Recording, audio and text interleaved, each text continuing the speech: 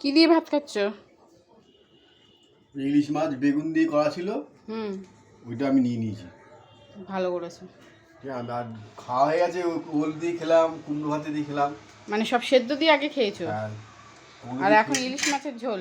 হ্যাঁ, ইলিশ মাছ নিয়েছি, ছোটো ইলিশ, কিন্তু ফ্রিজে ছিল রাখা, যেটা খাওয়া হয়নি তো দেখি। আমি শুধু সেদ্ধই খেয়েছি। কেন, মাছ ছিল তো ফ্রিজে? না না, ভালো লাগে না। ভালোই স্বাদ হয়েছে। হ্যাঁ, মাছটা এমনি ভালো ছিল তো।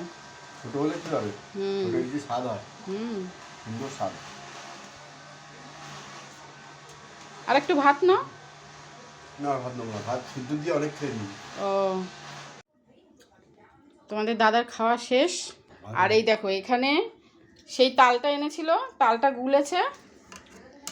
গুলেছে আর এই একটু গরম করলো, কিন্তু দাদা টেস্ট করে দেখে তালটা তেতো। তা তেতো ডাল কেউ খায়? এই ডাল কি বলছি, তালটা তিতো হয়েছে। মানে করে কমেন্ট করে বলে দাও, তিতো তাল কি খাওয়া যায়? কি করে খাবো?